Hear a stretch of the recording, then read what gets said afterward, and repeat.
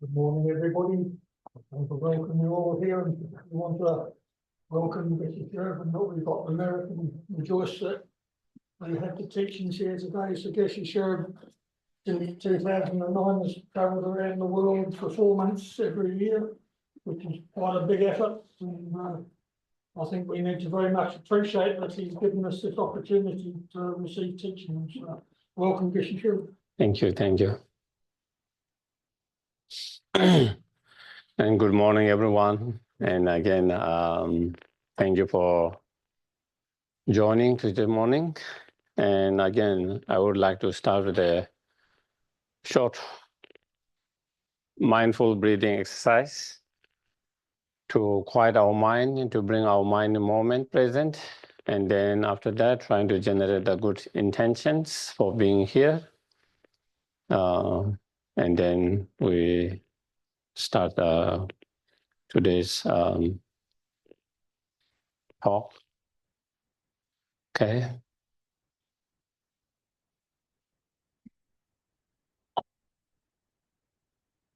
So again, try to keep your back straight if possible.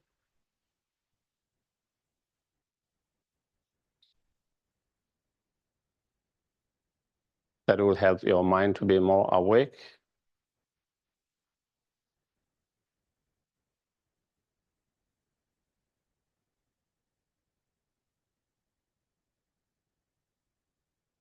And try to feel relaxed and comfortable as much as possible.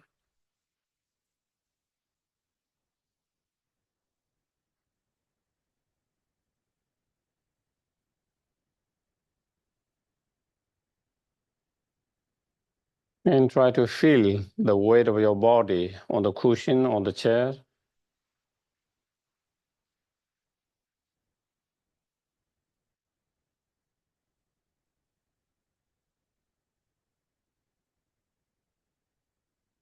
And as you inhale and exhale naturally, observe the breath.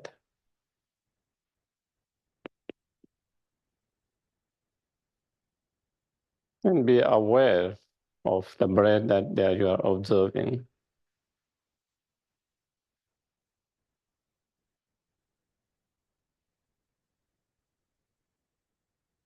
Simply just observing and being aware.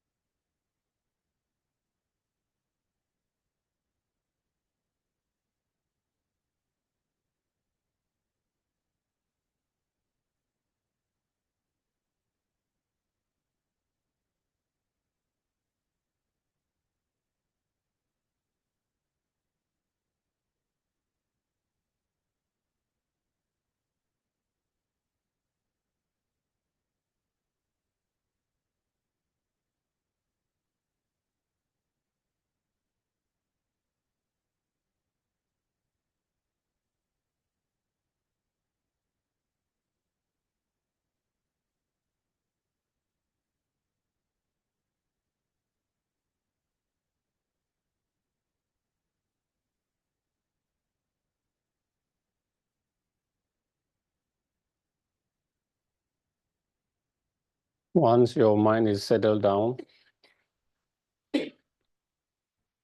then we can reflect and contemplate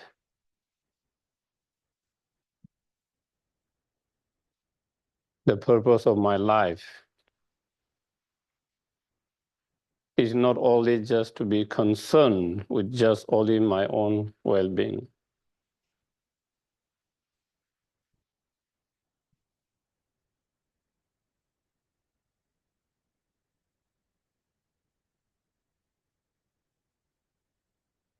Instead, it should be more than that.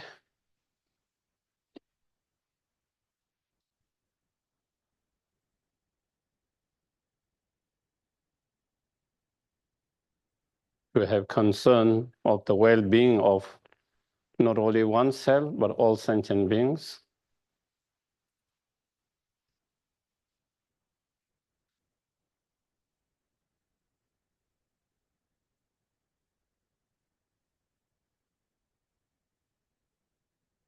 And we have the potential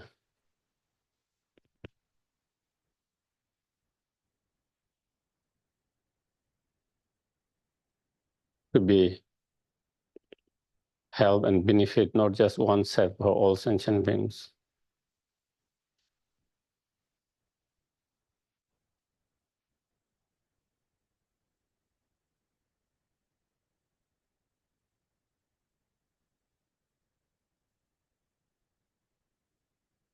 Therefore, the purpose of my life is to help and benefit all sentient beings, including oneself.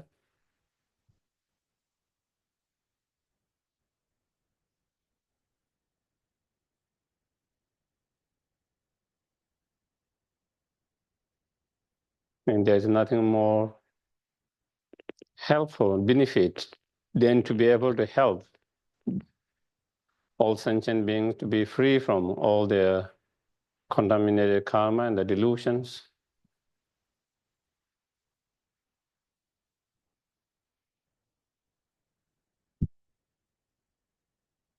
which are the root of all the problems, sufferings.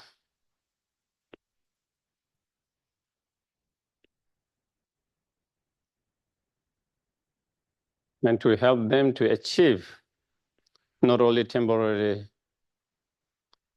pleasure and happiness, but to help them to achieve ultimate happiness.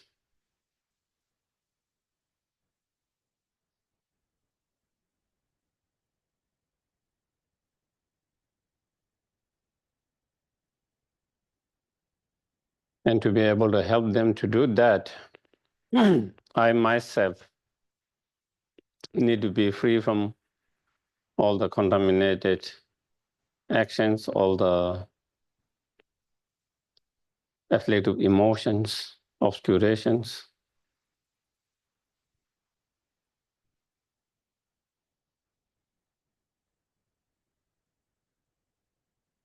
And need to cultivate and develop all the spiritual realizations.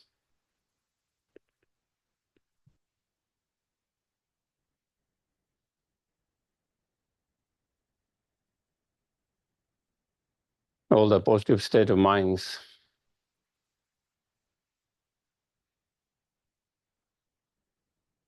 Such as unconditional, limitless, true love, compassion, bodhicitta mind, and the wisdom, realizing the emptiness,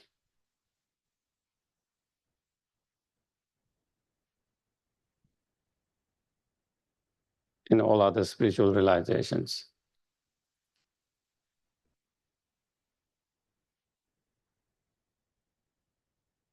And to be able to do that, I must achieve my highest potential, fully awakened state as soon as possible.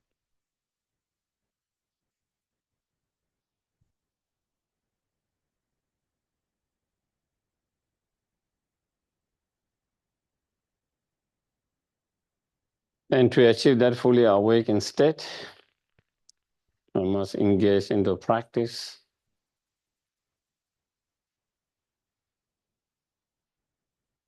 correctly, continuously.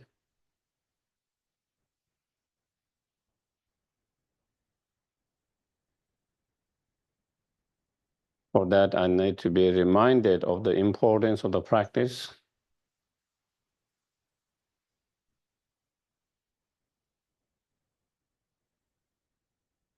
And continue to learn and study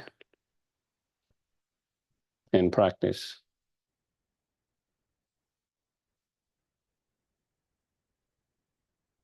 For that very reason, I'm going to listen.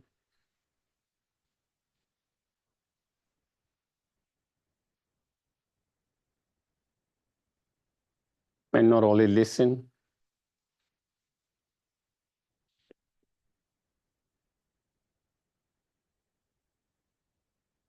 if I find anything helpful, beneficial, that I will try to integrate and implement as much as possible in my everyday life.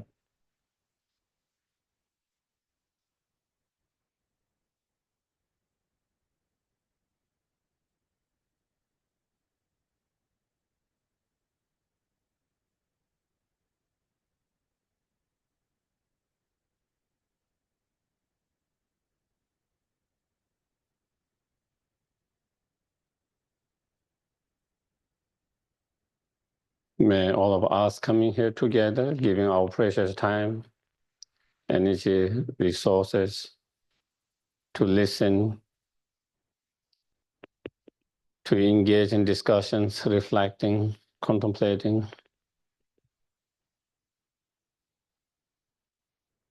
May all of these become cause and conditions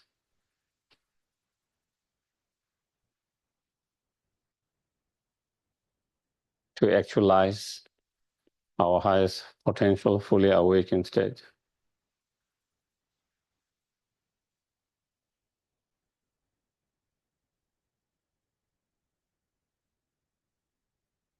So that we can not only be help and benefit, but to be greatest help and benefit. And not only for a few, but to each and every sentient beings.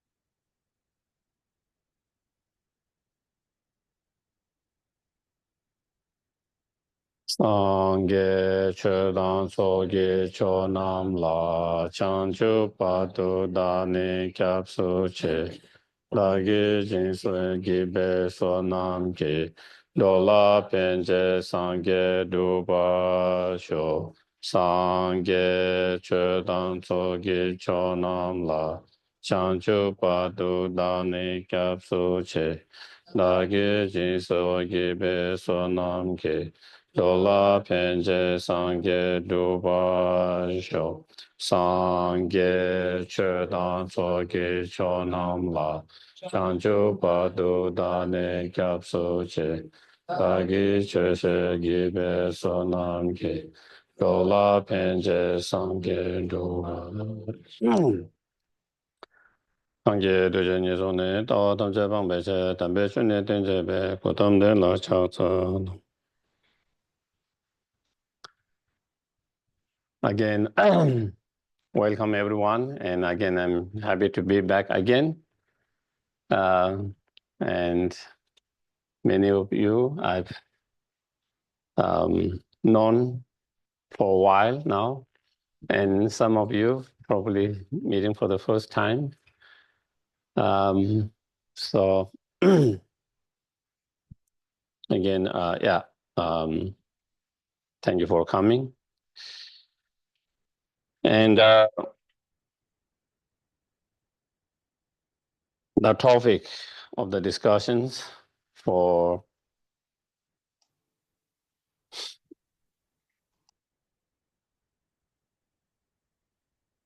today and tomorrow is karma. And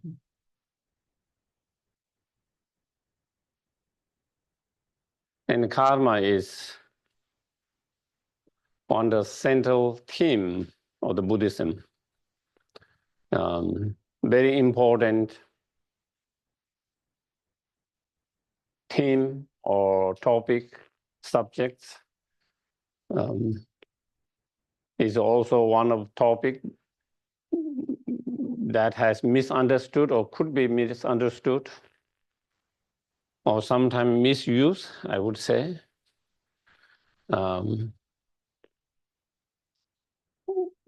Without having proper, correct understanding of it. Or maybe not, there is some understanding, but not having the complete understanding of it.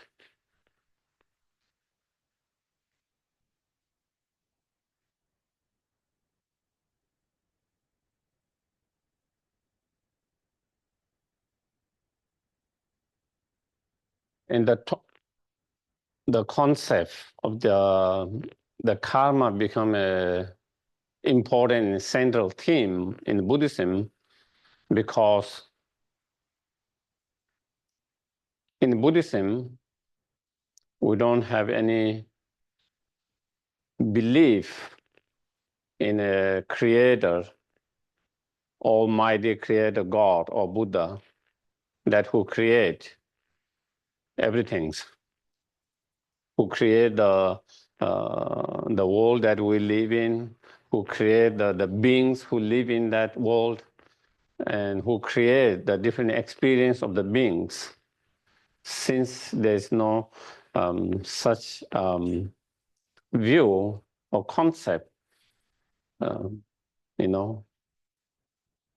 if that is the case, if there's no powerful beings who create all of them, then who created?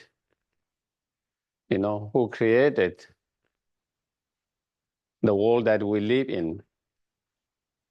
Who create the beings who live in that world? Who create the experience, a different experience, the being in that world experiences, And so then that is where the concept of the karma comes, So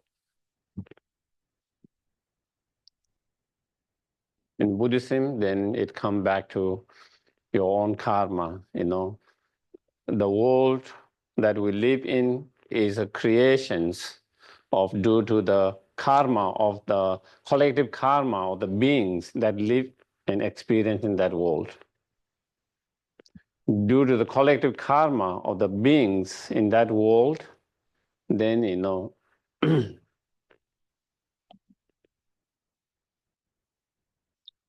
coming together of the elements, and through coming together of the elements, and then the world is created, and then due to the karma of the individuals, then those individual beings are kind of born into that world, come into existence in that world due to their own individual karmas, and then whatever experiences we experiences is due to our own karma or actions. So we are the responsible. We are the responsible for our experiences.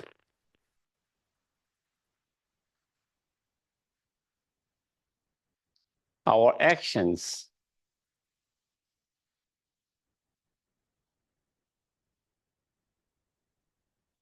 is that lead us to whether we have a more happy, joyful life, or whether we have more miserable, unhappy life. It depends on our actions and our state of mind. So even though karma, the actions, is created due to the mind, and therefore, again, in the end, it comes back to the mind. The mind is the creator of our happiness and creator of our sufferings.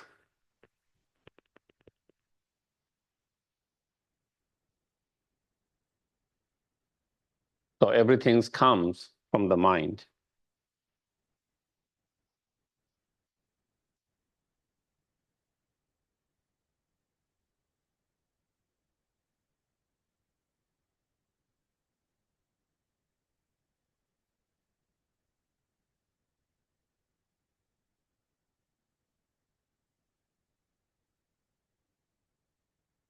Due to our undisciplined, unsubdued mind,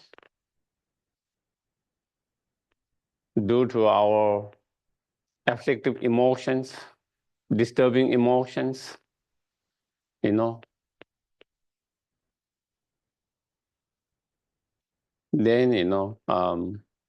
we experience the samsara and the suffering of samsara.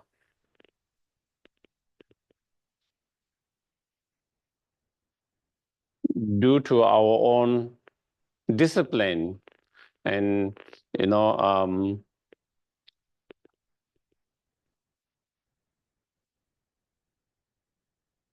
virtues or positive minds, then we experience happiness and nirvana.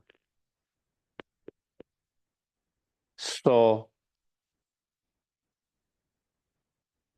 heaven and hell is not something external, is something internal created by your mind. In Buddhist term, we might use samsara and nirvana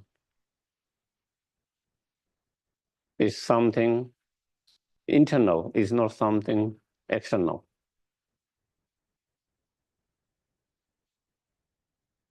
Sometimes, even after we have studied so much, sometimes we feel samsara in this external world.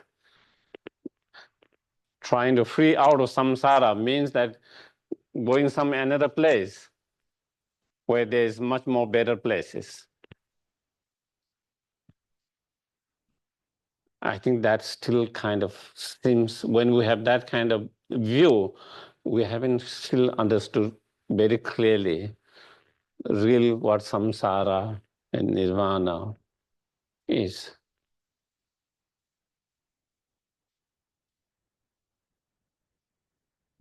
When our mind is not free from contaminated actions and those afflictive emotions,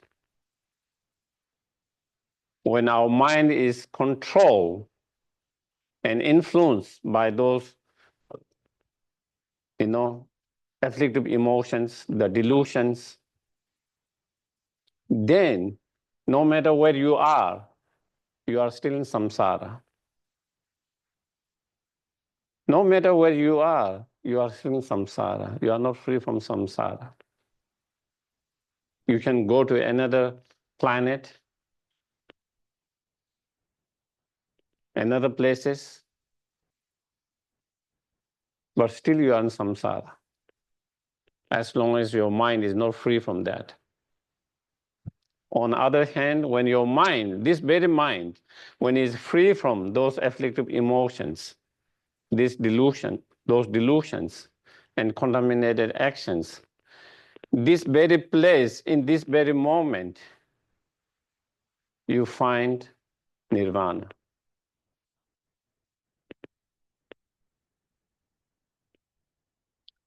In this very place, this very world, and in this very moment, you find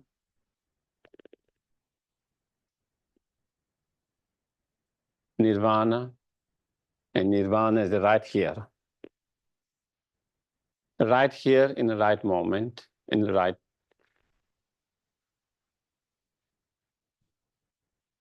At the moment we feel the time at this point is in a lot of crisis, a lot of turmoils, because our mind is that crisis. Our mind is in that turmoils.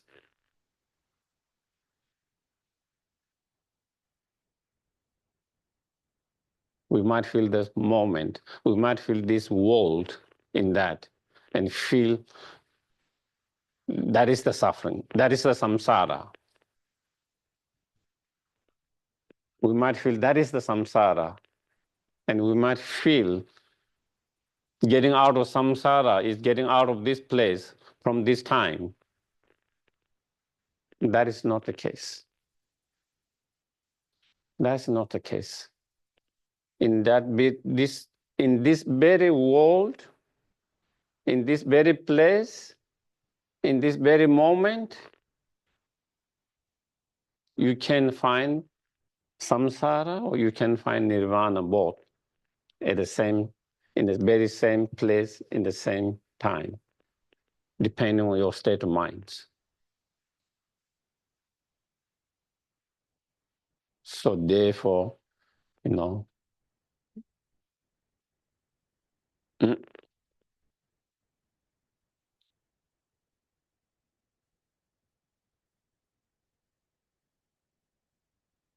yeah, I think it's important to be really aware and mindful of that. Samsara and nirvana is not something external, it is something internal. It is a state of mind.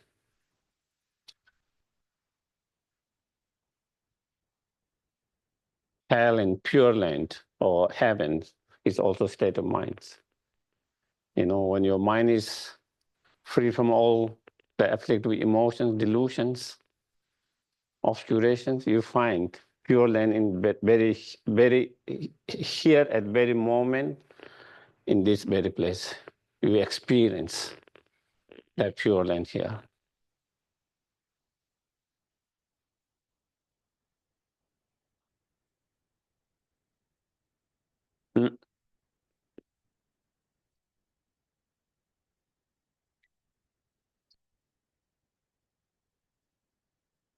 So that is where we're talking about, our different experiences, whether it's a unpleasant, painful experience of suffering, or whether it's a pleasant, joyful, happy experience.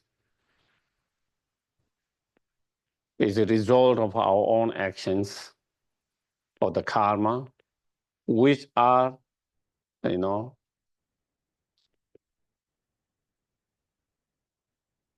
result of your own mind, So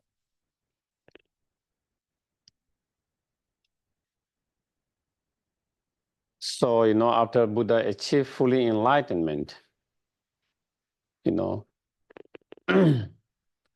he started to share his knowledge, his wisdom, his experiences. In the first teaching that he gave after enlightenment is, as many of you are aware, the Four Noble Truths. And that is the basis for all the Buddha's teachings. That is the very foundations for all the Buddha's teachings and all the different Buddhist teachings. That is the foundations, whether you follow Theravada traditions, whether you follow Mahayana traditions, within the Mahayana, whether you follow the Vajrayana traditions, those Four Noble Truths are very foundations. All are based on that Four Noble Truths. They are all founded on that Four Noble Truths. And in that teaching of Four Noble Truths, then that is where the concept of karma comes. When Buddha explained about the sufferings, the nature of the sufferings, and where the suffering come from, what is the cause of the sufferings? First he talked about the nature of the sufferings, the first truth. And then second, where does all this suffering come from? Do they come from without causes? Or do they come from causes and conditions? If they come from causes and conditions, were they created by some kind of external agent, God or Buddha or someone else? Or was it something else? Or, and in answering those questions, then Buddha says suffering is result of individual sufferings, is result of individual karma or the actions and the delusions. The second, the cause of the sufferings. And when he explained the cause of the suffering, that is where he explained the karma and the delusions being those two, the karma and the delusion being the cause of the sufferings.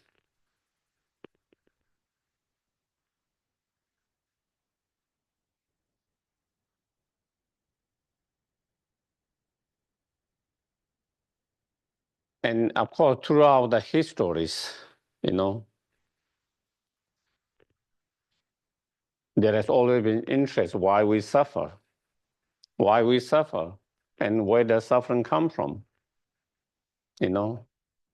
and different school of thoughts. Philosophy has come with different ideas, theories about that, In some,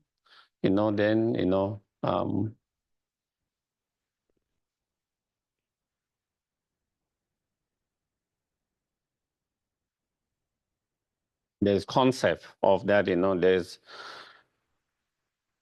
all-powerful creator, and that creator had different kind of term, different name in different spiritual path,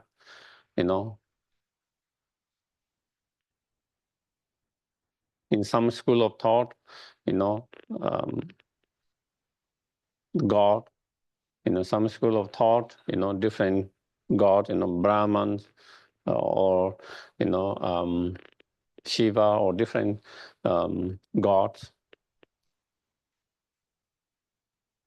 In some school of thoughts, there's chief general concept of general which is permanent. That is cause of everything. That is the creator of everything. Again, Buddha rejected all those ideas, and have this is due to your own karma. No one created. You yourself created due to your action or your state of mind.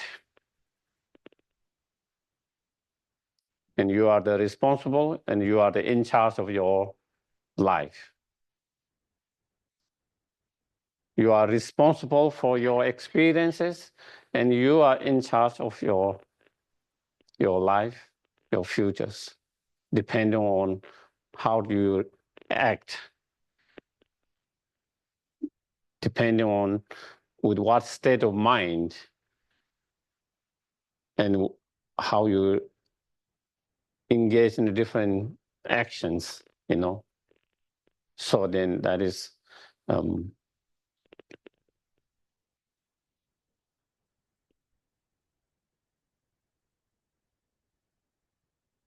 then of course in the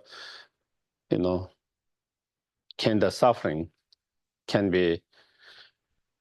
suffering be end permanently? Of course, suffering can be end temporarily, that we all know.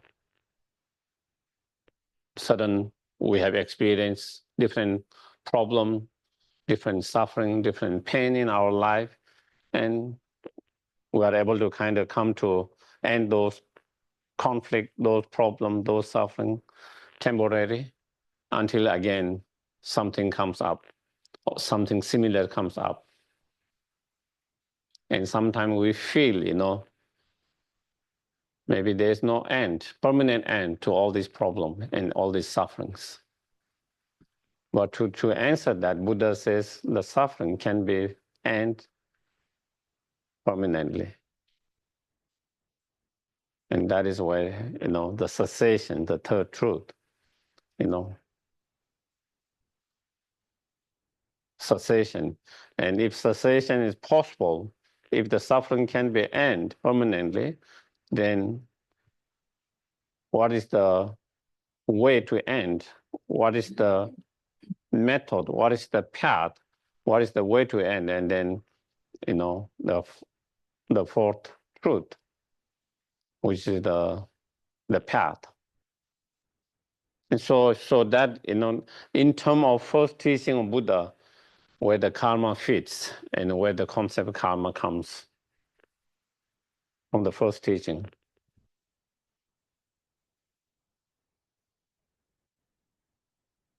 Also in giving more detailed explanations of, the Fourth Noble Truth, or the evolution of samsara and the sufferings in samsara. Then, Buddha gave,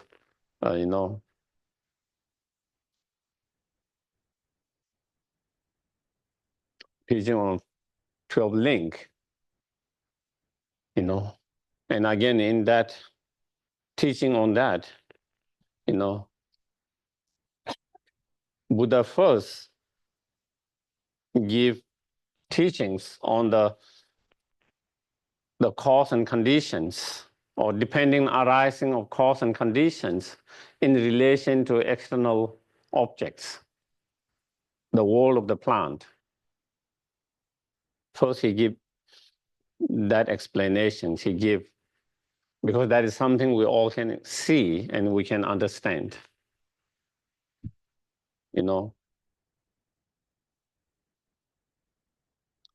So he explained the world of the plant, how they come into existence or arisings, depending on many causes and conditions, and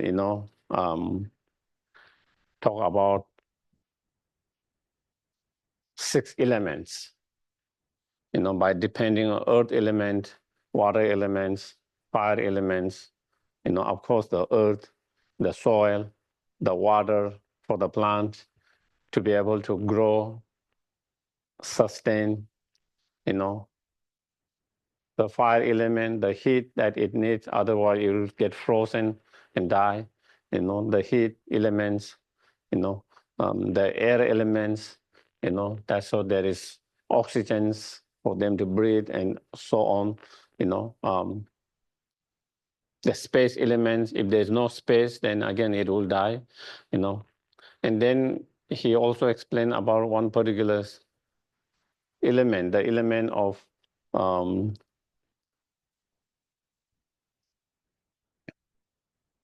season.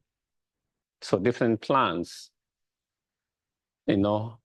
grow and sustain or maintain in different seasons,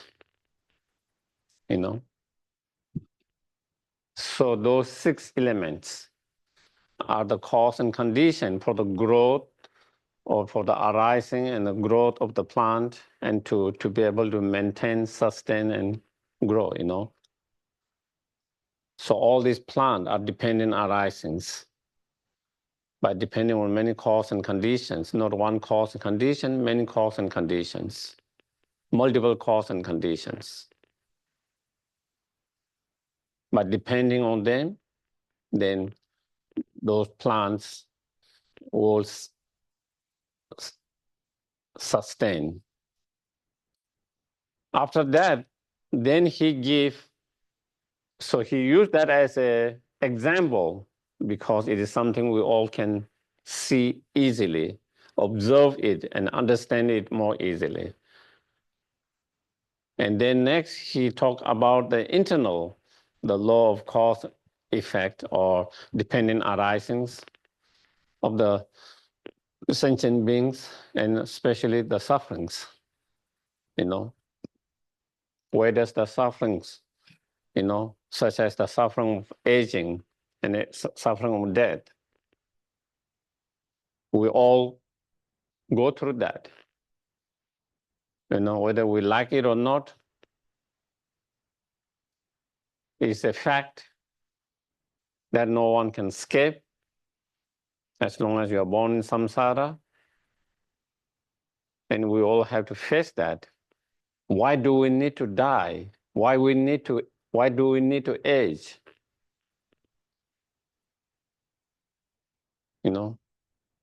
And then such aging and death come because of such samsaric birth.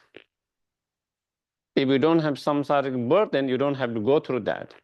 But as long as you are samsaric birth, then we have to go through that aging and death, suffering of that.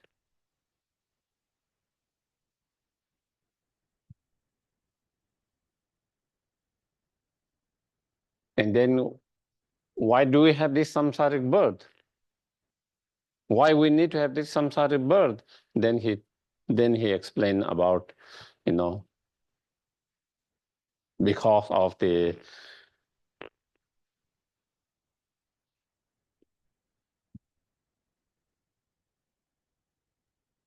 our ignorance, due to our ignorance, due to our ignorance,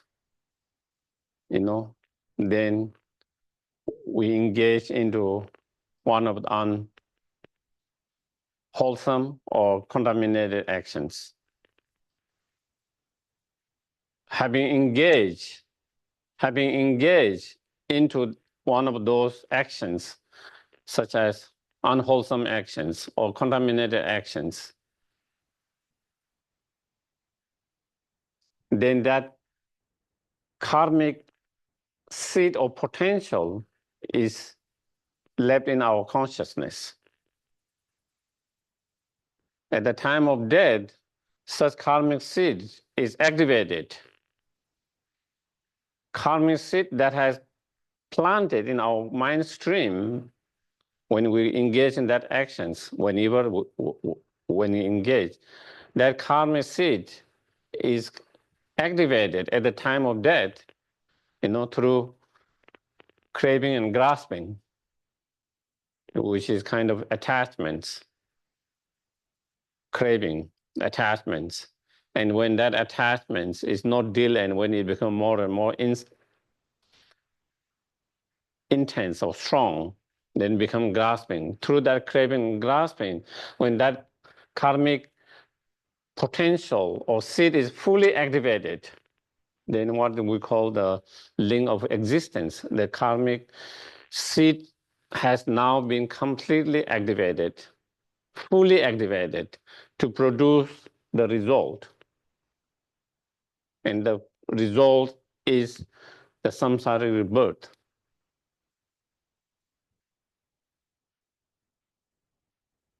And with that samsara rebirth, also, the name and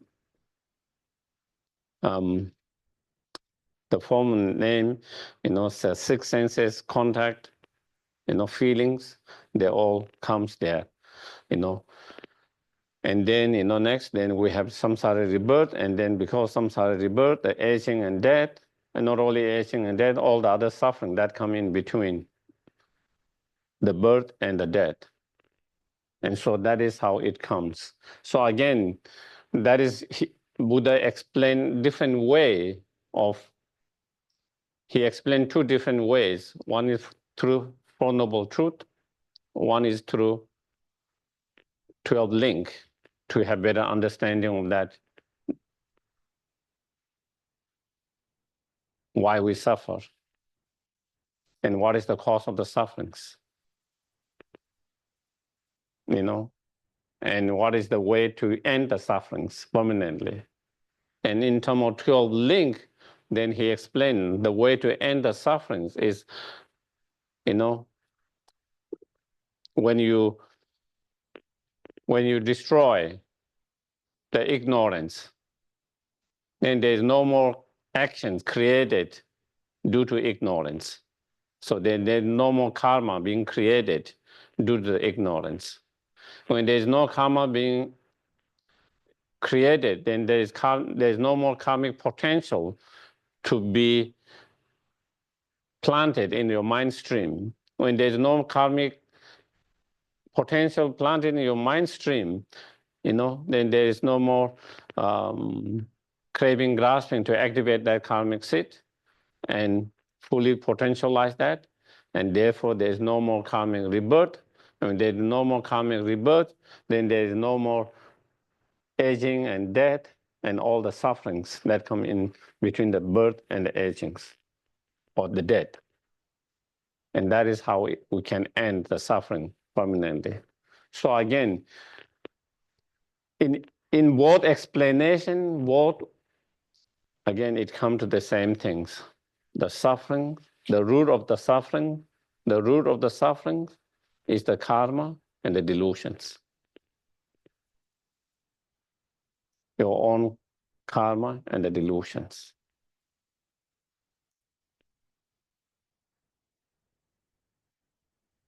On the other hand, same way, the root of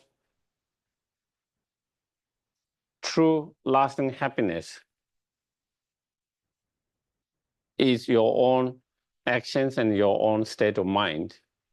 Here is your positive karma and your positive state of minds, the virtuous mind, the spiritual, realizations, which are the root of the true happiness. So just to give a little bit of idea where the concept of karma fit within the Buddha's teachings, okay? Where did he explain about that? How did he explain about that? And so it is just to give a little bit of ideas of the concept of karma, where it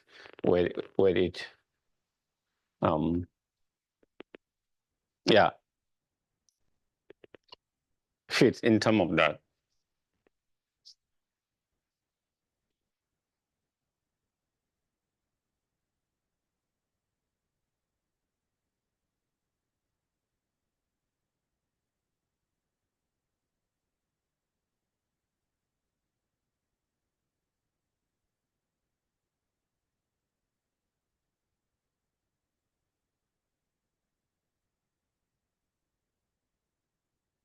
So what is karma? And why is important to have a understanding of karma?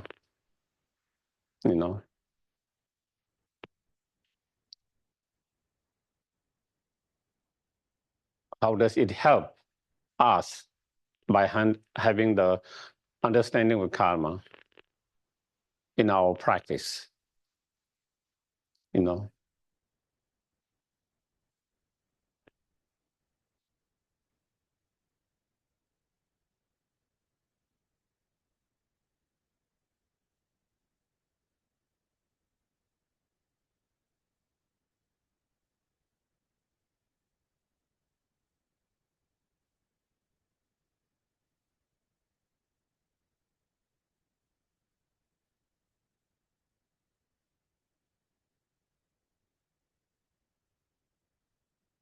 So karma, if we try to explain it more simple way, is is an active natural law of cause and effect.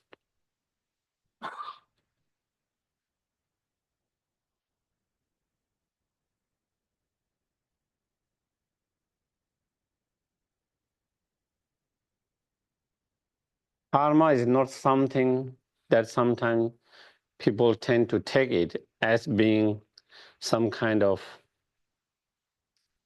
punishment for your wrongdoing or some kind of reward for something, your good deeds. There's nothing like that. Even sometimes, we have studied Dharma, still sometimes people have that kind of feelings. And I feel maybe it is some kind of influence by your cultures that's rooted in different spiritual paths of punishment and reward. And sometimes it's so ingrained in someone, so strongly ingrained culturally, even you don't believe that, still when we think of karma, which is very different, but still a lot of time people feel they are being punished. Not punished by the God, but they feel like punished by the karma or being rewarded.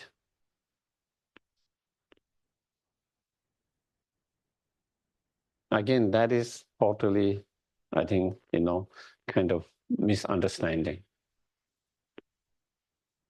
It's nothing like that.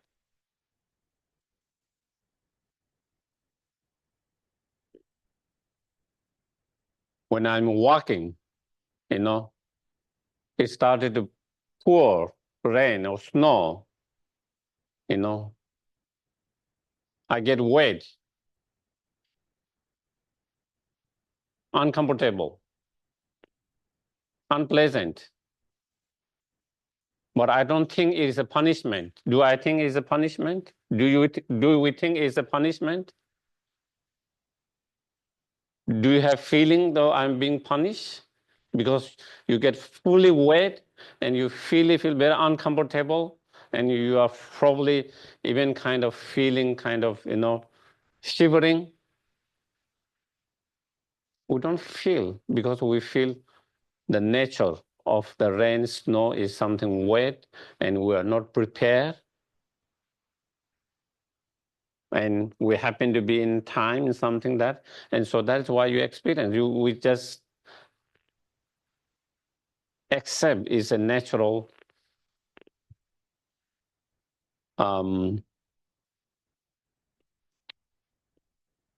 nature of it. Same thing when you put your hand by mistake on the fire, you burn your hand, you don't feel it is a punishment, even though you are burned, because the nature of the fire is burning. So you are not careful, you are not mindful, you are not careful. And because you are not careful, mindful, somehow you put your hand too close to the fire and it burns. But we don't think it is a punishment, do we? We don't, because we understand the nature of fire is burning. If you don't want to get burned, you have to be more mindful and careful and not to touch it, not to be too close to it, so that it doesn't burn you. Same things, because we understand the nature of the snow or the rain is wet, and when you get wet, it can be very uncomfortable, and all of that. You understand that, and you just try to be more prepared to protect yourself from being completely wet and uncomfortable and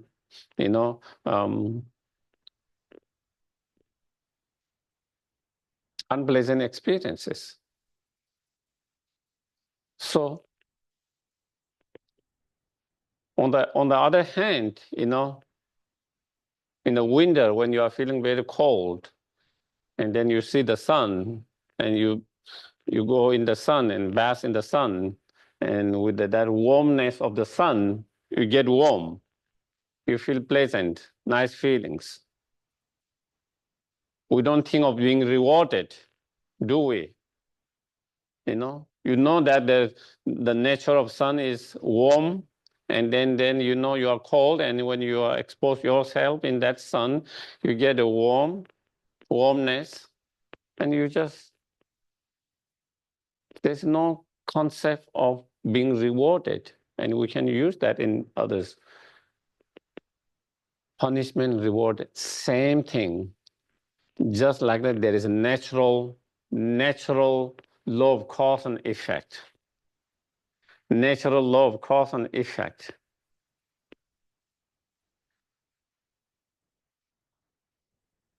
And when you engage in certain cause and conditions, the result is painful, unpleasant. When you engage in different kind of cause and condition, the result is more pleasant, joyful. That is because it's just a natural law of cause and effect. There's nothing punishment or reward.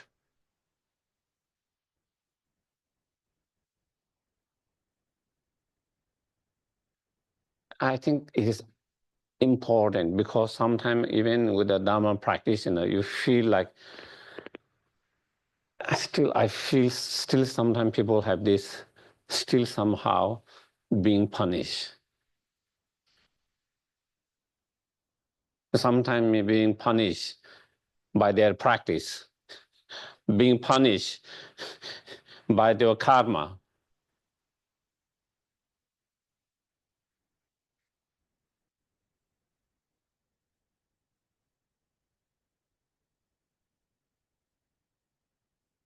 Mm.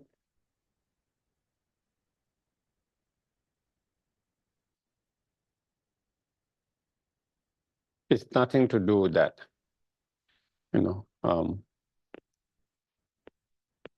karma. Yeah.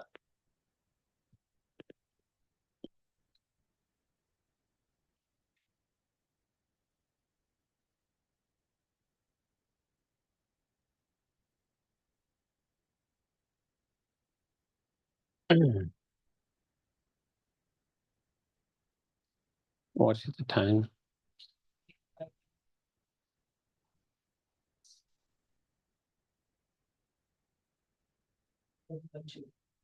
Yes, so it's same. Okay. Mhm. Karma is,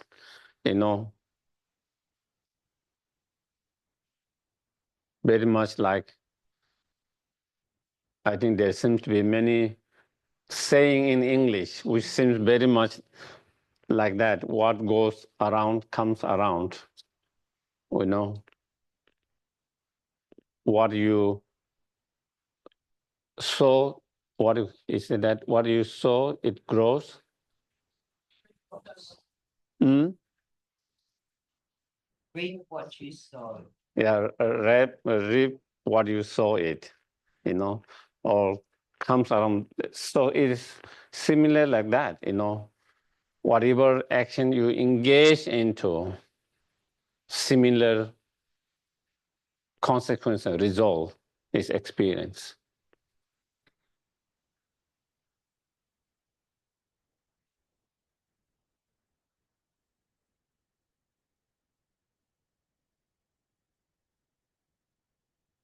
So again, when it comes to the external world and the world of the plant, I think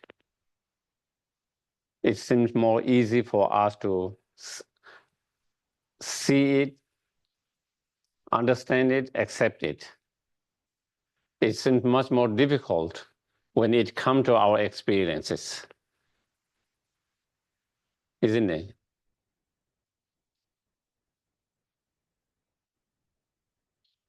If there is this natural law of cause and effect in the external world of plants, can there be also natural law of cause and effect within our human beings' experiences?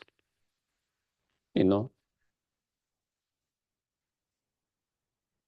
internal world of sentient beings' experiences.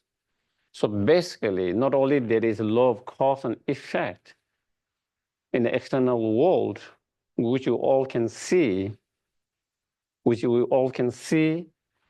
experience, and understand and accept. In the same way, there is similar law of cause and effect within the internal world of the sentient beings, of their or experience of sentient beings. The sentient beings engage into certain engage in certain actions due to certain state of mind, and through different particular state of mind, particular action is created, and with that is planted the seed. And that seed being planted, then you experience similar result,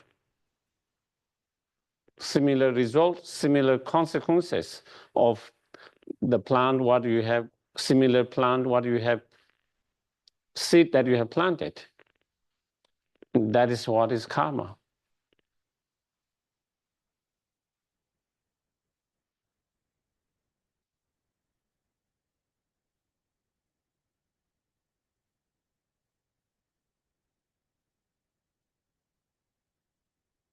Of course, in some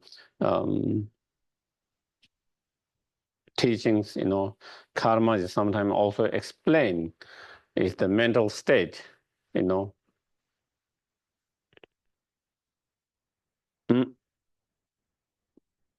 that moves consciousness towards certain particular objects,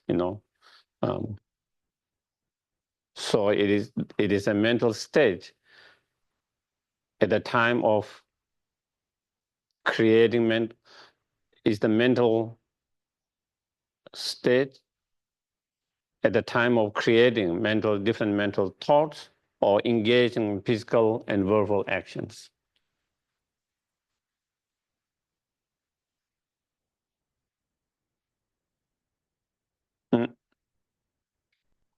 So karma can refer to that mental state as well as,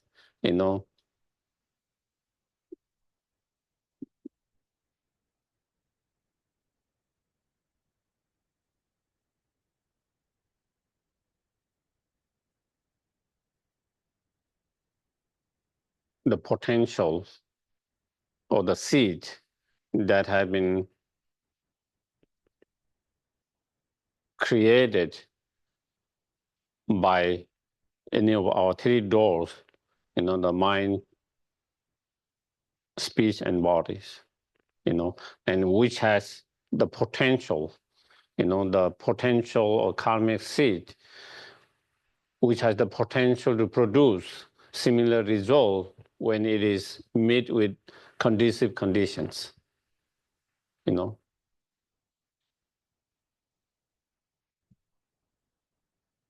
So again, sometimes we can answer karmic result, karmic seed, karmic potentials, or also as an act,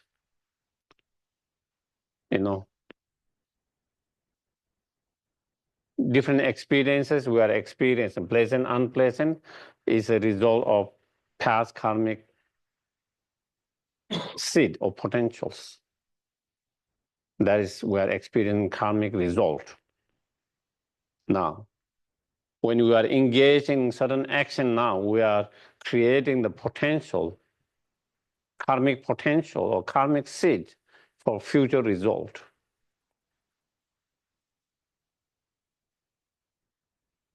Or the very act of engaging in that some actions is also karma. So it can have, can be understood depending on context of that, on different level. But karma is in Tibetan, le also means is a, actions. Action means active,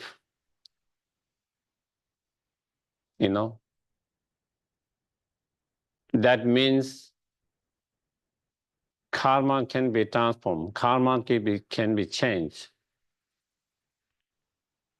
So it is not like that karma, once you have created, that it cannot be changed, that it cannot be transformed.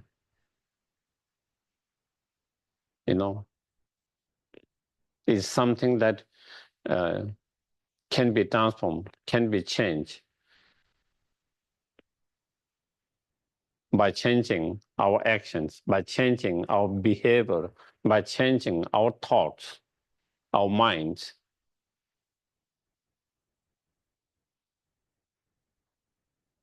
So we'll have a break now, okay?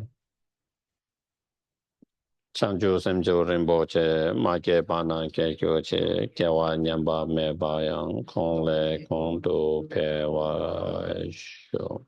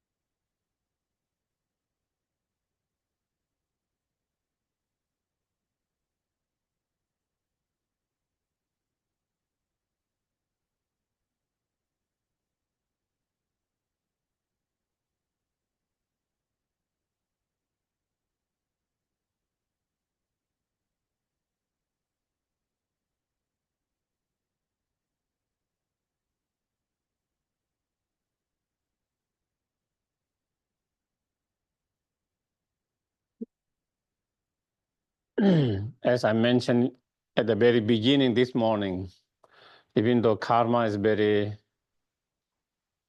central and very crucial theory or concept in Buddhism, is also sometimes misunderstood, or maybe I would say not understood completely. And sometimes, the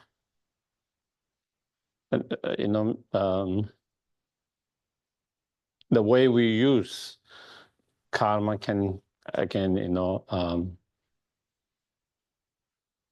not necessarily in a healthy way or helpful way.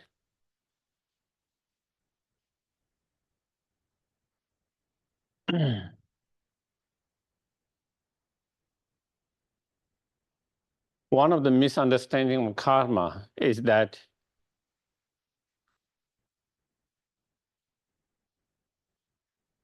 karma as understand as is kind of like destiny, fixed, determined. Everything is fixed by your karma. There's nothing you can do about it.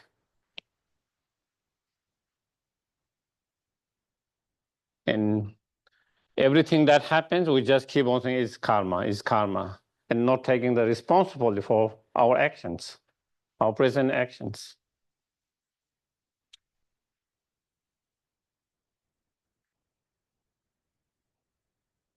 Definitely there is an influence of previous karma, but also there is an influence for our experience of the choices we make at the moment. It's not only like all in karma, regardless of what choice we make or not. There's potential karmic seed, but to ripen that karmic seed,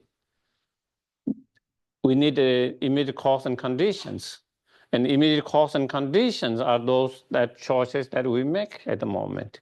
How we respond, how we don't respond, what we act, we don't act, how we react or not act, all of that. The choices.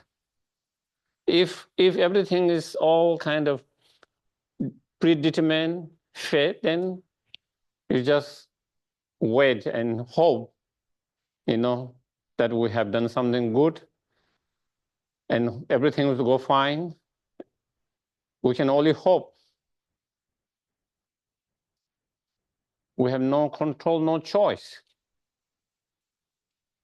But it is not like that. Sometimes I find people kind of using, it's karma all the time. So it's so easy way of kind of not taking the responsibility for your present actions, your present choices, your present behaviors, cause and condition that contributes toward the ripening of the previous karma.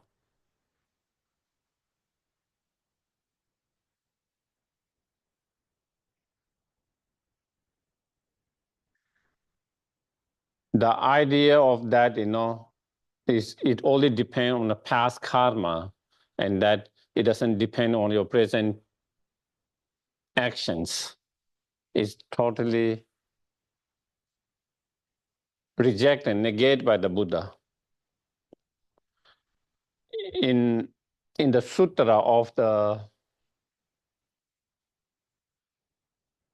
Mahaparinirvana,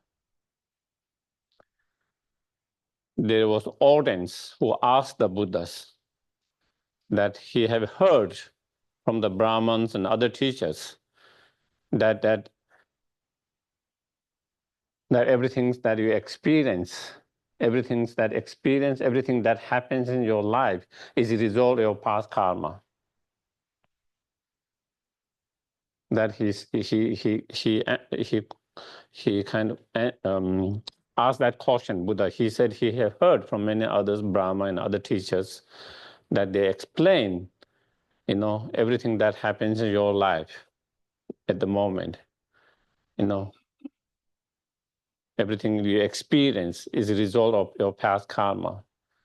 And so therefore, in order to free yourself from the karma, then, you have to engage in the practice of, the moral discipline of punishing yourself for example, a way to purify those negative karma and thereby to free from the sufferings. And so he asked Buddha, is that so? Is that the truth? Is that the case?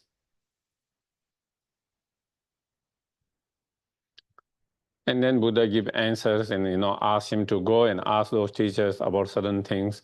Do they know the karma themselves directly? Do they see that directly, or do they, And then back and forth there is some discussions. And then this audience asks. So then Buddha kind of reject that concept, that ideas, and he give examples of how, some individual, by making the right decisions and right choices in this life, how they could change how they are able to change their outcomes, not waiting for the past, but is by making the right choice and engaging the right way, how they are able to change in this very lifetime in that, by their choices, by their actions, by present action, by present choices that they make. So after that, then this audience, the persons, I think it's called in Tibetan Shinto Sangpo. Then he asked, but didn't Buddha, Tathagata, you also taught,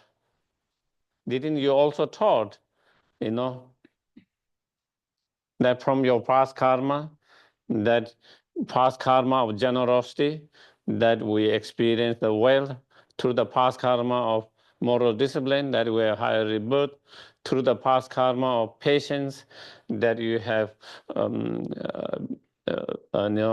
of beautiness and so forth. Didn't you also taught that? So what is the difference?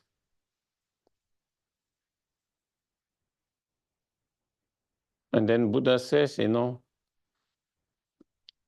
there's past karma and there's present actions. Those two have to come together.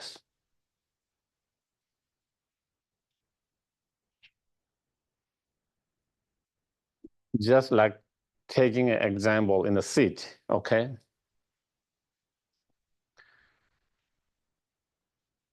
For the seed to ripen, okay, whatever plant it is, whatever vegetable, whatever plant, whatever fruit that,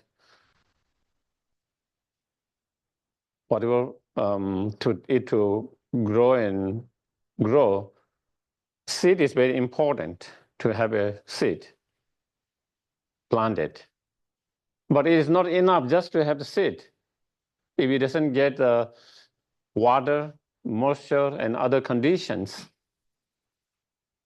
other supportive cooperating condition, that seed cannot produce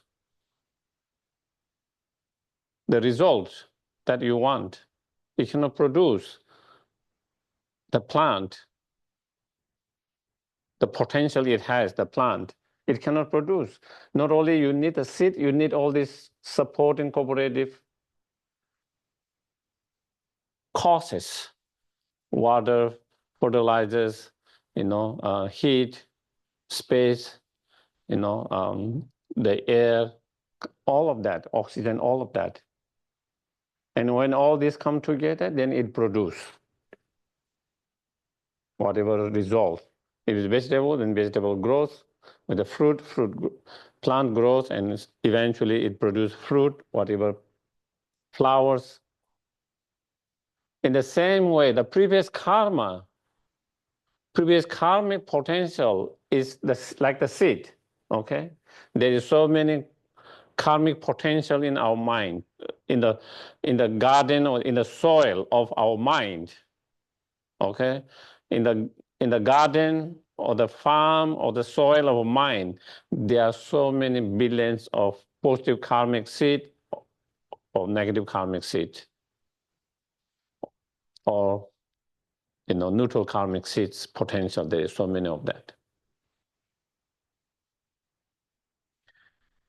So which one get activated? Which one get activated? It depends on which karmic seed you give water to.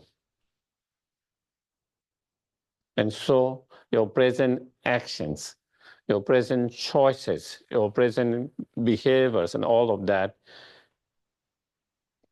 can activate either the positive karmic seed or either negative karmic seed. Even karmic seed, whether it's positive or negative, even karmic seed that has been activated, whether it continue to experience that karmic continuously or not, it depends on your action, whether you continue to give the water or not.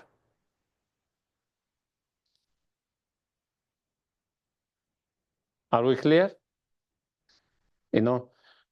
There's karmic seed, you have already water, it has already, first thing, if you don't water it, it will not grow. So not only it needs a seed, the past karmic seed, karmic potential, you need immediate cause and conditions through your actions, behavior, and so forth. Okay.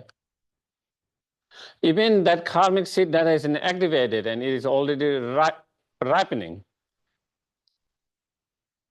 whether that you continue to experience the result of that karmic seed for a long time, or even you have started ripening, whether you can stop it from continue to ripening for a long time, it depends on whether you continue to give that water or not. So that means your actions, your choices, actions, and behavior, all this can contribute.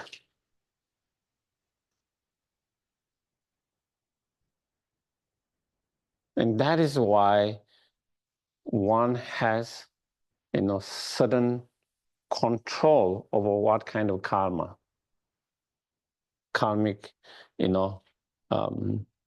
if everything is predetermined, it is only depend on the past actions, then you have no choice. You just follow.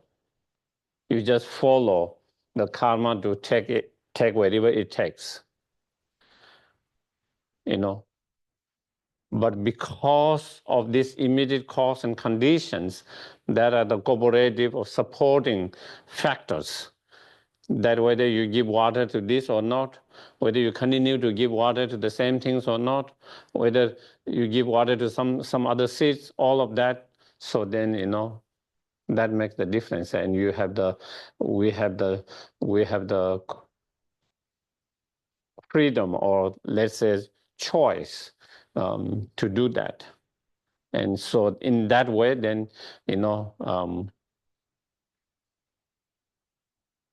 you can direct,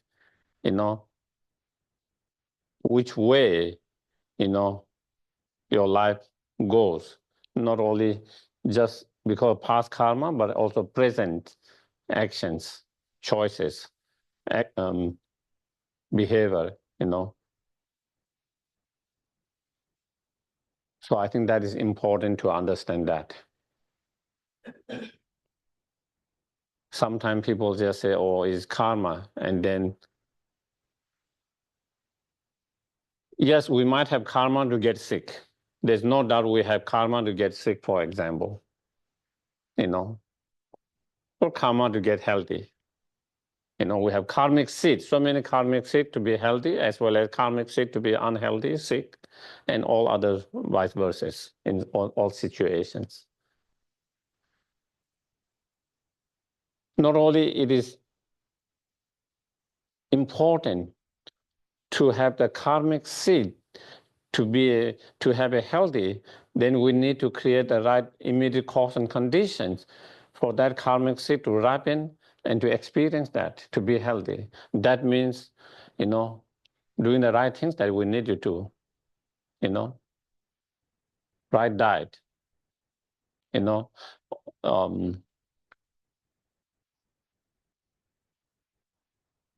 whatever, the exercises or, whatever form of exercises to keep ourselves healthy, to avoid,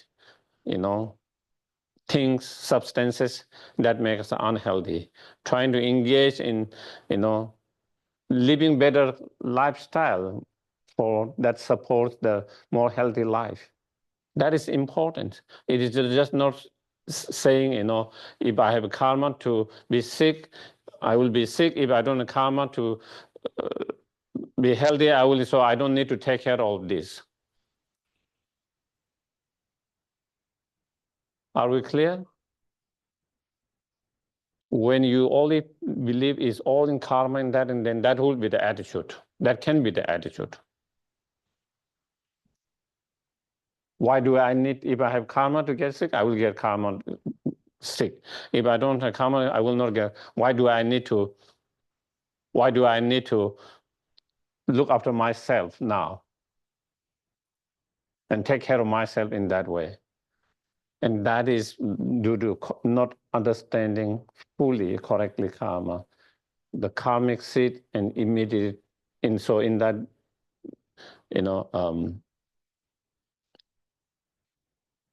Buddha says, that in my system or in my theory or system, there's the past karma as well as present actions.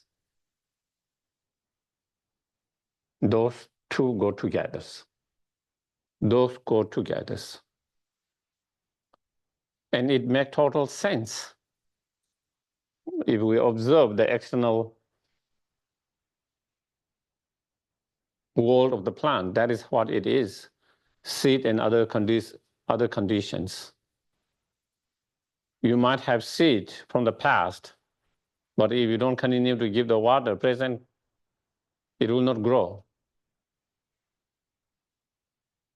Something which is already grown, you will not be able to maintain it. It will die out if you don't continue to give the water. And so present actions, whether you water in the present or not, it effect of results that have been planted previously.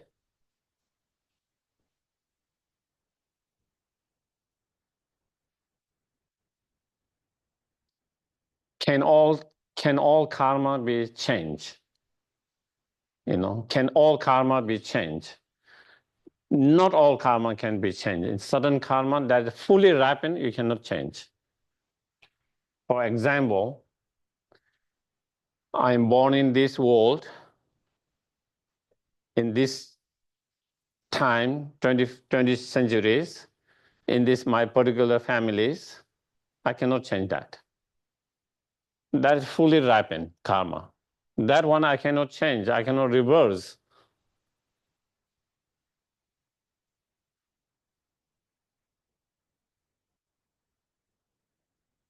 But many other karmic seed that I have been carrying, whether they will ripen or not, it depends on my present actions.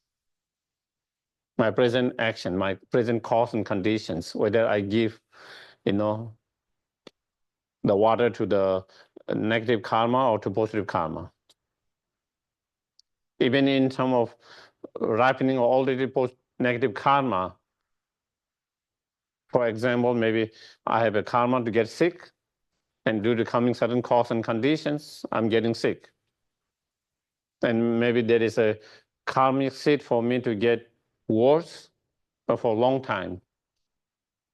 But by changing my, actions, lifestyle, behavior, or by taking certain treatments and all of that, I could change my karma from ripening fully. And so that I don't have to experience even something that I've started experiencing ripening, but not to ripen fully. I can stop from ripening fully by stop engaging in the cause and condition that continue to give the water to that karmic seed to continue to lead to the full ripening of that.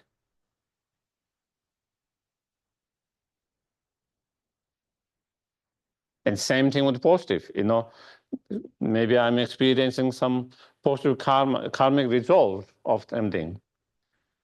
And it has already experienced, but I haven't experienced fully at the moment. It's just like plant has grown, but not fully grown. And for that karmic experience to fully experience, not only the karmic seed is there. It depends on my present actions, whether I continue to give water to it or not. If I continue to create the cause and conditions and water it, then that karmic seed will ripen fully and to be able to experience fully. So again, whether it's positive or negative karma, even something that has already ripened, you can change in a way that it doesn't give completions to the full potential or not by your actions, your behavior, your choices, your decisions.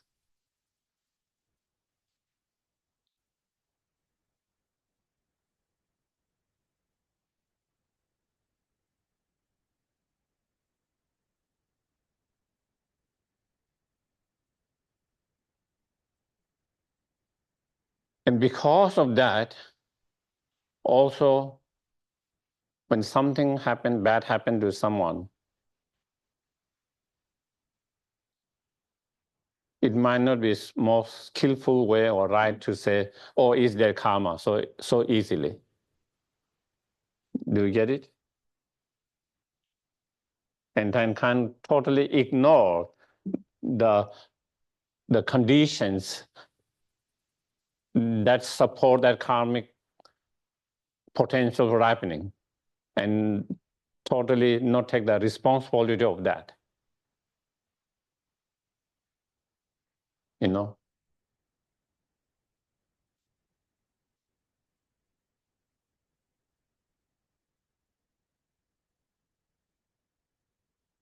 Therefore, you know, even there is someone's karmic seed to experience suffering.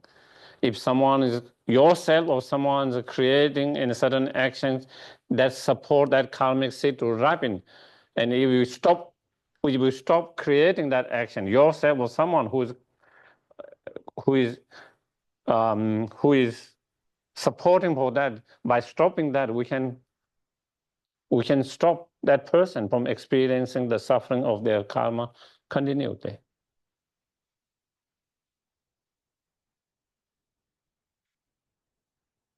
So therefore, there is, you know,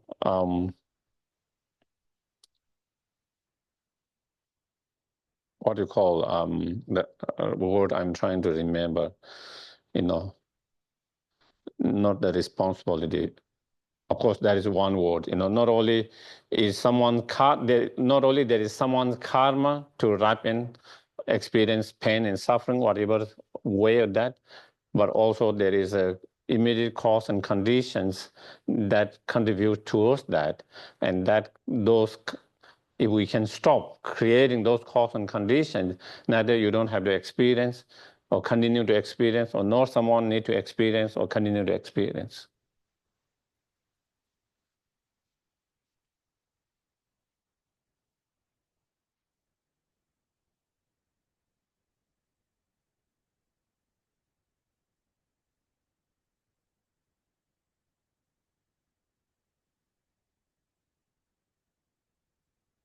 And that is how we have some control over our karma and experience from karma. You know, by having the control on immediate cause and conditions, the present cause and conditions, the present choices we make, the present actions and behavior that we engage into. If it is not dependent on that, if it's all dependent on past, then we have no choice. Then we have no choice. And such, as I mentioned, you know, that concept has been kind of refuted, rejected in that when that person asked that questions, and Buddha clarifying on that, the differences between, even though there's a concept of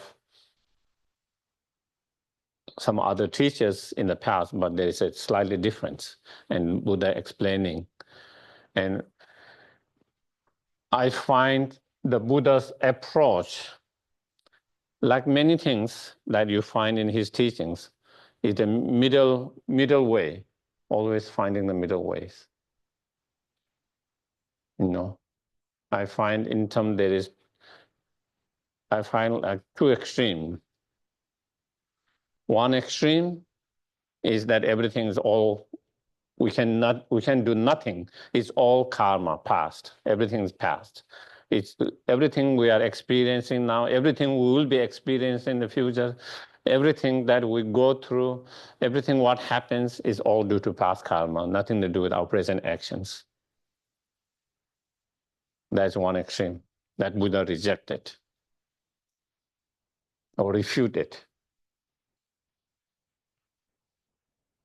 Come here. On the other hand, one other extreme I find is the materialistic approach, which was not only now, also in the past. Also, there was some school of thought who are more materialistic, who rejected the idea of karma, And again, also in our modern world, I think there's also that very strong materialistic approach, and which is that is all about immediate cause and conditions. Nothing to do with past karma.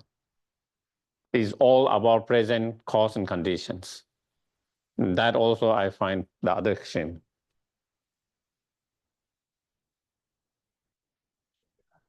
Conditions also based on the karma. If you have the karma to have the conditions or not. For example, the people here, we all have the karma link to listen to this teaching, so we can change the condition. But the outside world, if they don't have the karma to understand or to hear even this, then there's no point, there's no way they can change. So isn't condition also depend on karma? I wouldn't say that. Yeah. If that conditions also become karma, then again we have no choice.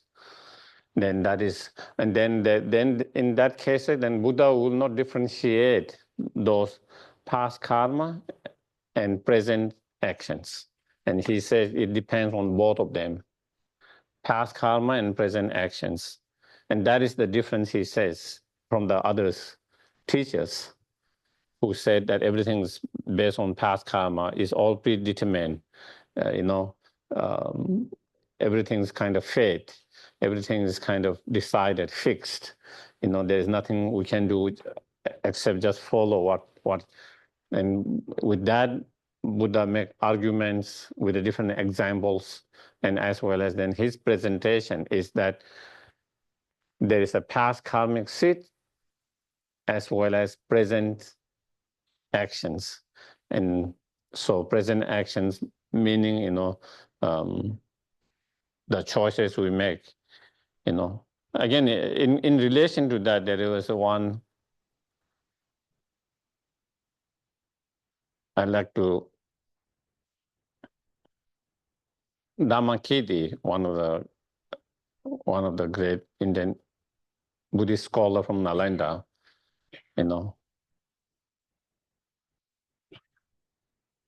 And then, in those times, they had a lot of debate, among different Buddhist school of thought, between non-Buddhist and Buddhist school of thought. They were not physically fighting, differences. They argue and they have discussions, And a lot of time they make whoever wins, they will follow the others, They have that kind of. So anyway, there was one time, when there was one,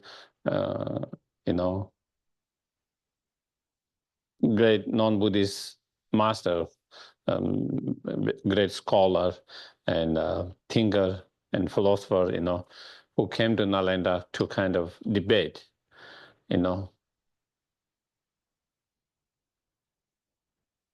Oh, I think it's not Dhammakirti, sorry, Chandrakirti. No, I mean Aryadeva, sorry. Aryadeva. The disciples of the main disciple of the direct and main disciple of Nagarjuna. At that time, Nagarjuna was not in Nalanda here, so he was already in South India, And at that time, they found difficult to have any Buddhist scholar at that time in Nalanda to refute and to be able to debate with him. So they sent a message to Nagarjuna, And so, and Nagarjuna sent to Nagarjuna, and then Aryadeva said to him, please, you don't need to go, I will go. And so, of course, there's more longer story, but to keep it short, then, Aryadeva goes. And then, before they actually start the actual debate in front of all the audience, they meet at different places, and then there was indications, of debate. And one of them was, he saw this non-Buddhist scholar kind of taking a bath in the holy river. And he said, what are you doing? Why do you take the deep and bath in holy rivers? And he said it's to clear the sin. And then Aryadeva make a comments. Oh, if that is so easy to take your sin away by just washing, that would be too easy. And how can that be possible? So that was starting off, and he knew this is a guy who wants to debate with me. This is a guy who wants to debate with me. And then another time they met again, and then he was holding a bird in his hand. And he said, that non-Buddhist teacher to the Aryadeva, would I let it go or will I kill it by squeezing it? What will I do? And he said, it depends on your compassions. His reply, Aryadeva's reply was, whether you release that or you will kill, it depends on your compassions. I find it is a quite interesting answer.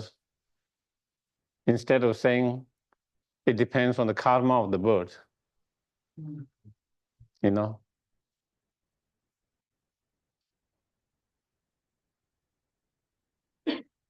So that is where it comes.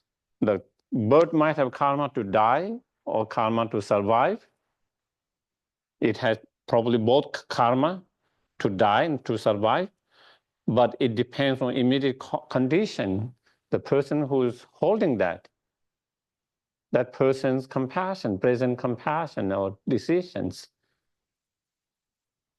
for the ripening of that different karmic seed to survive or to die.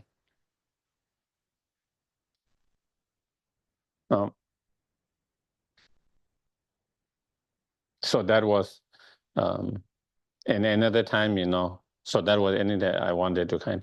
Another time he put one feet inside the temple, 1 feet outside, and he said, will I go in or will I go out? And again, he said, it depends on your motivations. So those are small, they kind of meet at different place and they started just kind of teasing, is kind of teasing before they actually start a big debate. So there are few other moments like that, So I wanted to bring that because of the answer Aryadeva gave to that questions. Again, that is, with that also, it is more clear that, it's not only the previous karma, but also it depends on our present decisions and actions and state of minds, that also contributes effect in the arisings and continuing of the karma to ripen and experience ripening with karma.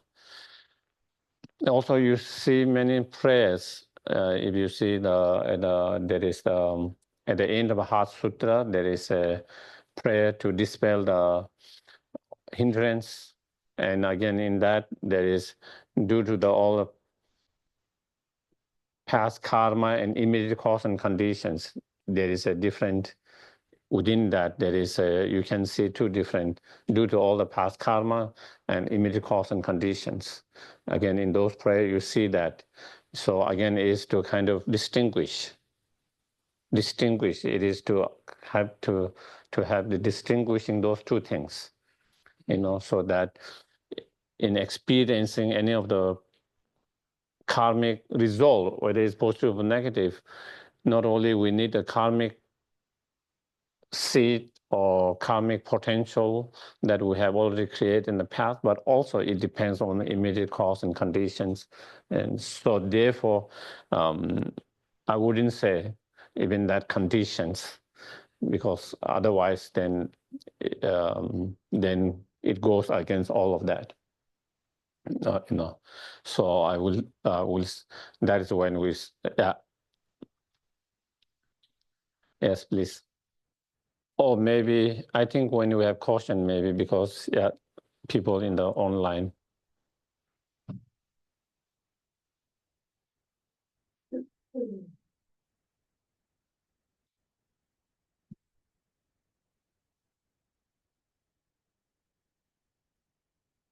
Then after this caution, I will take some cautions later too. Okay.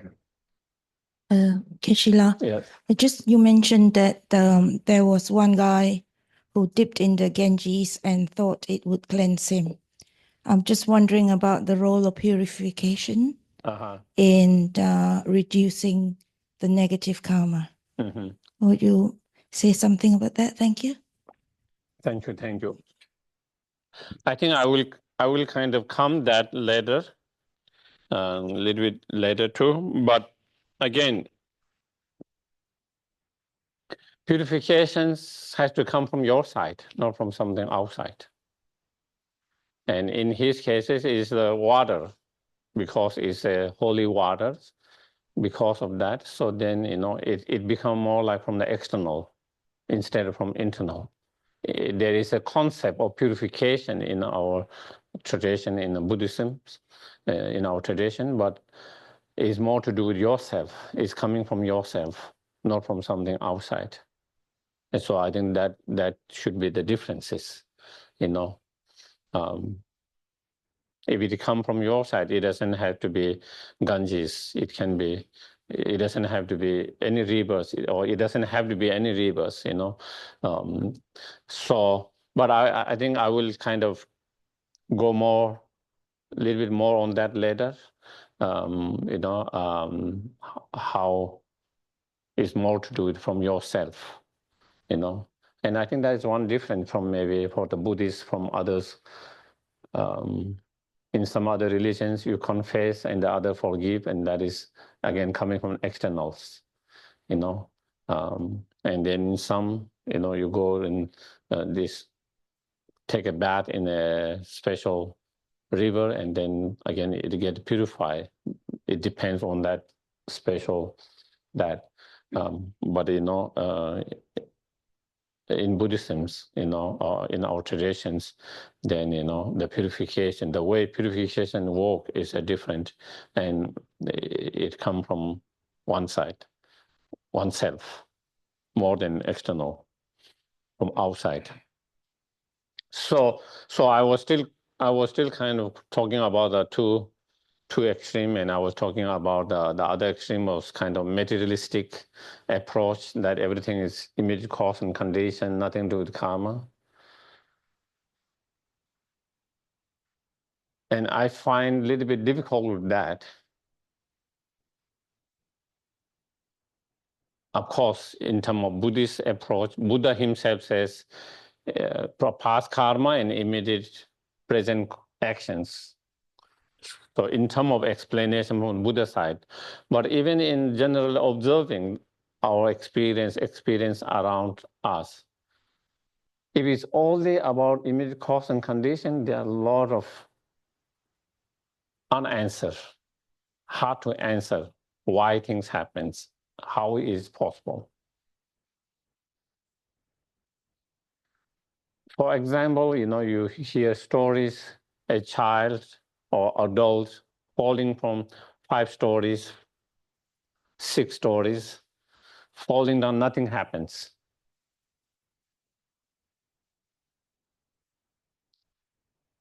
How is it possible? How is this possible? There's no explanations. In the news, people say, oh, it's a miracle. Something miracle happens. Someone fall from that and not only survive, not even broken anything.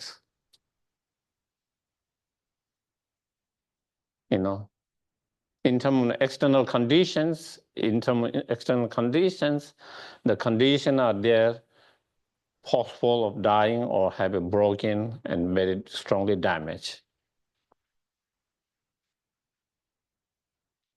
In that cases, the way I see and feel is there is all the immediate cause and condition, present condition, but what is missing is past karma, karmic seed.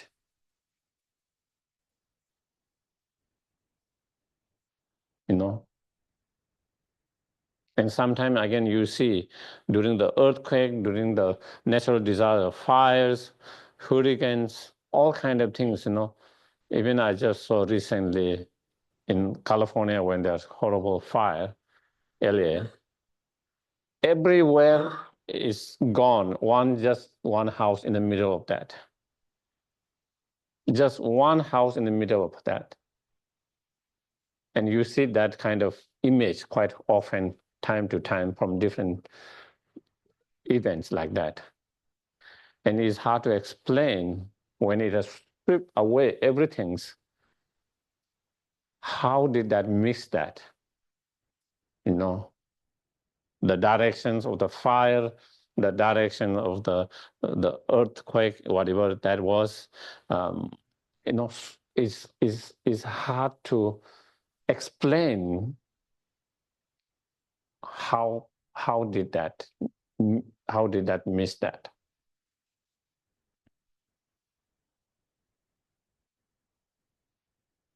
Also, you often see, there are people who live in quite,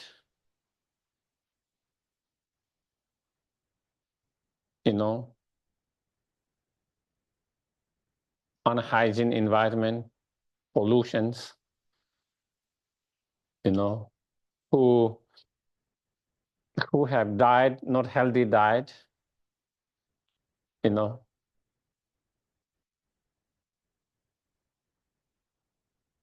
But some of them have good health. They live long and good health, not having to go to the hospital and see doctor much. External conditions, if we just think of immediate external conditions, all the external conditions points for someone to be unhealthy, sick, to have longer life, and to have more health issues. It is all about the external condition, because all the conditions that they live in seem to point towards that. But again, how did they manage to be healthy even in those conditions and have long life? There's no explanations other than, the internal condition was missing there. The internal condition of karma was missing there. The external condition was there, internal condition was not there. But when there is both internal condition and both external condition together, then things happens and experience. So many in our life experience. You kind of, even during the COVID, you hear all kind of stories, and even I know from some monks too, One has got COVID. They didn't know they had COVID. They spent many days together,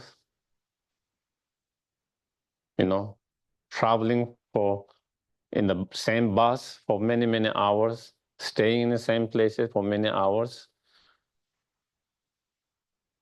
Someone get and someone else didn't get. Among many people, they were together. Everyone was exposed to that person's.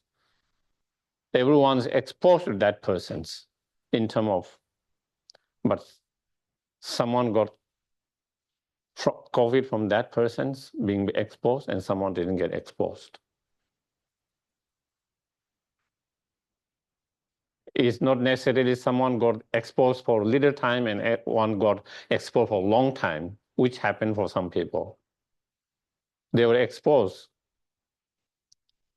for a long time together, whole day traveling together, sitting in the same room for a couple of days. Sometimes it is possible someone had better immune systems that can kind of, protect them. But again, in many of those cases, it's not always like that. Someone who has, kind of vulnerable conditions, someone who had vulnerable conditions, health-wise, and age-wise, they were much more older, but they didn't get affected by that. Someone younger one, healthy one, got the COVID. So how does that explain? So again, it's hard to explain all of this if you just think consideration of all the immediate cause and condition, if we completely kind of not take a considerations of the karma involvement or internal karmic seed of potentials, if we just think of external conditions, immediate cause and conditions, it's hard to explain all of this, why and how and possible and all of that. A lot of time they say there's no explanation, it's miracle, lucky. A lot of time the word we use is lucky, unlucky. What makes someone lucky and someone unlucky? Is there a cause and condition for that? Or things happen randomly? If random is possible, then why doesn't random happen all the time?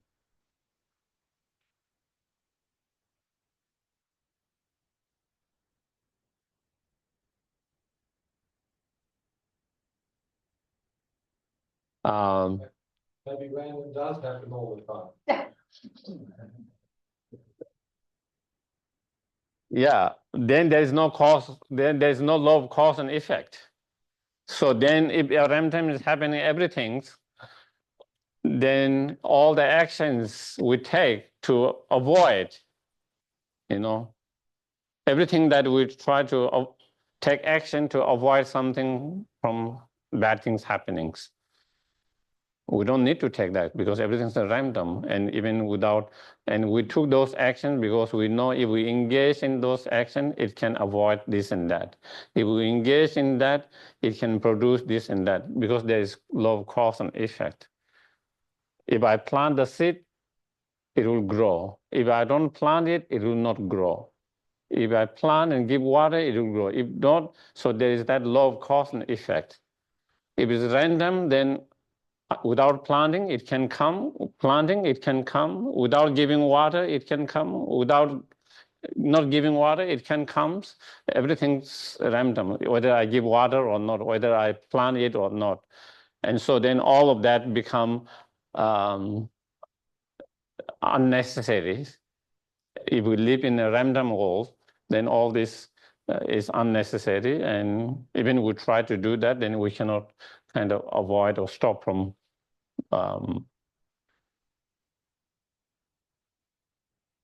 Maybe they're not mutually exclusive.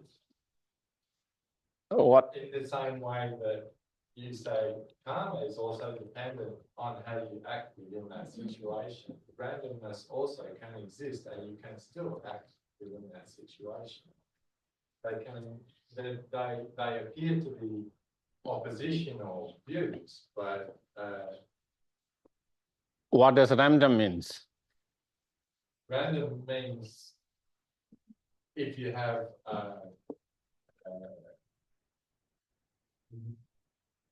the same incident happening millions of times, there will be patterns. There will be some things happening synchronistically.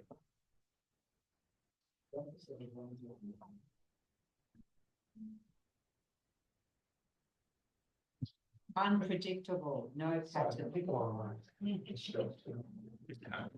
Unpredictable, no pattern.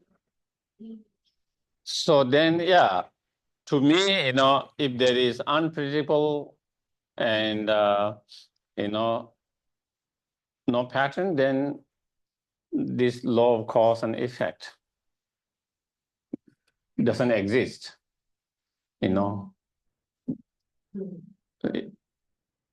because with the law of cause and effect, there's a predictable.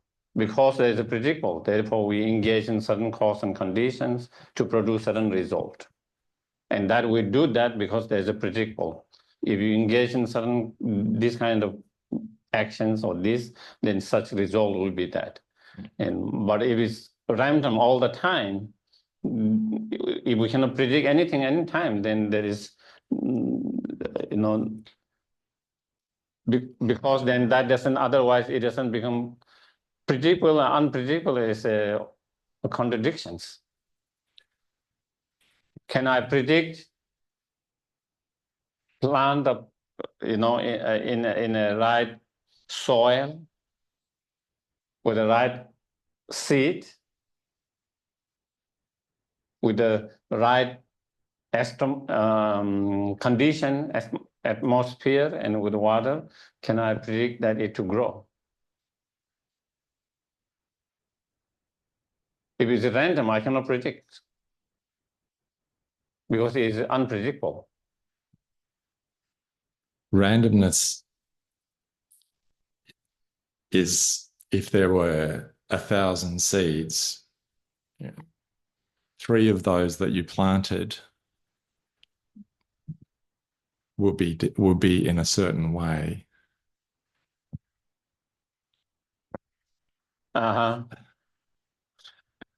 But again, now I think we are.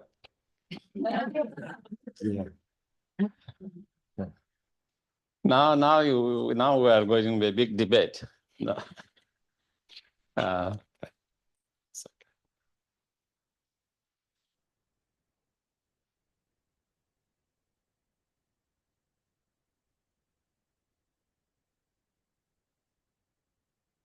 From 1,000 seats, if 3 seats, we might feel random because we haven't understood truly what it was. Maybe either that seats were maybe not fully what you call in the right conditions or not right, or maybe the soil at that time with that seed was not right, or maybe some other condition was not there. That is why sometimes we feel random. We feel random sometimes when we feel we don't have right understanding and cannot predict because we don't identify the right cause and conditions, and therefore it acted differently than it should be acting. Because there is a general of predictions. If this happened, this will happen. And it didn't happen that way. And sometimes we cannot understand why it didn't happen that way. Sometimes there's not fully understanding of certain cause conditions there. And sometimes maybe that is what we call random. But actually it is not because it is not predictable because there was something missing, that something was not right there. Otherwise, So anyway, that is yes, please. Questions online. Can we take later? Yeah. And just keep those questions there. Mm.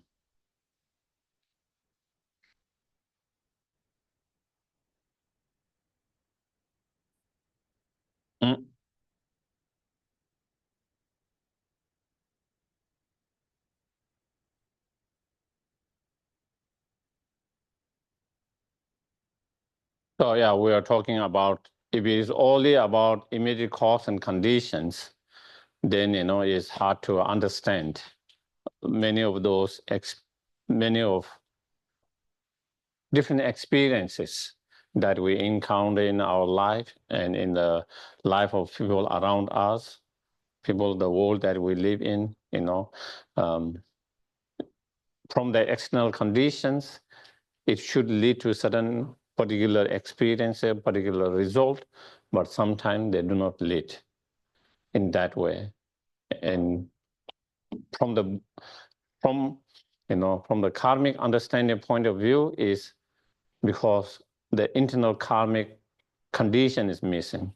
So we need both internal karmic conditions as well as immediate present cause and conditions. And those two need to come together. And when one of them is missing,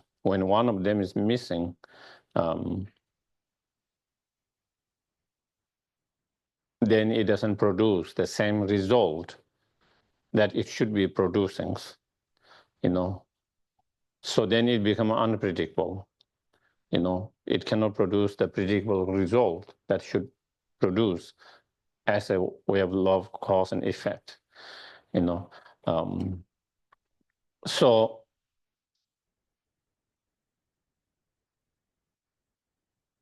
that is where I was saying, the Buddha's explanation on karma, to me, it seems kind of middle approach of understanding why things happens, not negating the immediate cause and condition, at the same time not negating the internal condition, the karma, and coming together of the internal karmic conditions as well as present cause and condition coming together, then that produce the result. Okay, so yeah, we will. Sanju Semjo Rainbow Che, Maje Pana Ke Kyo Che, Kewa Nyamba Mebaya, Kong Le Kong To Kewa. So should we do the food blessing from here? Or? Sangye Lama Che De She Lama Yen De Kuen Je Che Bo Lama E Lama Nam La